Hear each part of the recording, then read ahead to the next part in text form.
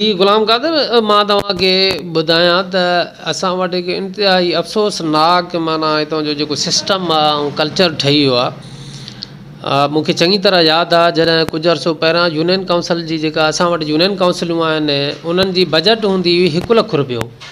उन वक़्तु बि साॻी सूरत हाल हुई। वरी कुझु अरसे खां पोइ हली करे गवर्नमेंट माना जेको आहे वधीक रिलीफ ॾियण जे पॉलिसी ठाहींदे 2 लख रुपया बजट ॾिनी। त 2 लख रुपया ॾियण खां पोइ माण्हुनि जेको आहे मुख़्तलिफ़ इलाइक़े जेके उतां जा जेके रहवासी हूंदा यूनियन काउंसिलनि जा उन्हनि आवाज़ उथारणु शुरू कयो त 2 लख एॾी सारी बजट आहे, काॾे थी वञे, टको ख़र्चु नथी थिए। त उन्हनि जो मुख़्तलिफ़ माना जेके आहिनि उहे हूंदियूं हुयूं ॻाल्हियूं यूनियन काउंसिल जे इंतिज़ामिया जूं पंहिंजा मसइला इहे ॿुधाईंदा।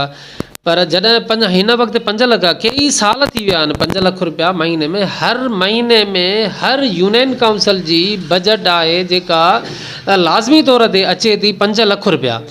मूंखे इंतिहाई ॾुख थो थिए त हितां जा जेके मक़ामी सेक्रेटरी आहे, अॻ में चेयरमैन हुया तॾहिं बि का प्रोग्रेस न थी। हाणे सेक्रेटरी आहिनि उहे ऐं क्लार्क जेको आहे उहो मिली भगत करे उहा बजट थी इन्वॉल्व कनि था। पर उन सां गॾोगॾु जेके असांजा हिन वक़्तु जेके चेयरमैन जे वञण खां पोइ यूनियन काउंसिल जो सेक्रेटरी ऐं प्लस में जेको मुख़्तियारकार मुंहिंजे ख़्याल में जेकॾहिं मूंखे भोलो न थींदो हुजे जेका नई जेका अमेंडमेंट आहे या कानून थियो आहे त जेके टाउन्स खे आहिनि उहे SDM ॾिसनि था।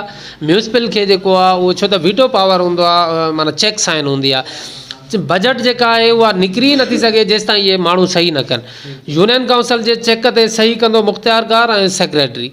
टाउन जे माना जेको चेक ते सही कंदो जेको आहे हिकिड़ो हूंदो आहे माना TMO ऐं प्लस में हिकिड़ो को हूंदो ऐं प्लस में SC ऐं जेका म्यूनिसिपल जी आहे उहा DC जे मातहत। त इहे माना जेके आहिनि ब्यूरोक्रेट्स सां बिलोंग कनि था, इन्हनि जे सहीअ सां चेक साइन थियनि था, बजट निकिरे थी, पर पोइ बि माना माण्हुनि खे कंहिं क़िस्म जो टके जो रिलीफ नथो मिले। अॼु सरकारी त बजट माना तीन वाल थिए थी, उहा त वही रहंदो माना जेको आहे उनखां अलावा जेको उतां यूनियन काउंसिल जे माण्हुनि सां हिननि जो जेको हिकिड़ो दुश्मनी वारो चऊं या हिकिड़ो ग़लति रवैयो चऊं त उहे जेके असांजा सर्टिफिकेट जारी कनि था, बर्थ सर्टिफिकेट आहे, डेथ सर्टिफिकेट आहे, जेको रुख़सती सर्टिफिकेट आहे, उनखां अलावा जेको रिहाइश सर्टिफिकेट आहे, इहे सर्टिफिकेट जेको यूनियन काउंसिल खे अलाउ आहिनि त उहे मक़ामी शहरनि खे उहे जारी कनि। त उन्हनि जूं मनपसंदि फीसूं थियूं जेकॾहिं न 50,000 ई सिर्फ़ु ख़र्चु कनि त 50,000 में 2 ग़रीबनि खे सिलाई मशीनूं थियूं, को सोलर सिस्टम आहे, को बैटरियूं आहे, माना इन क़िस्म जी फैसिलिटीज़ ॾेई सघनि था जेके ॼाणी बुझी नथा ॾियनि।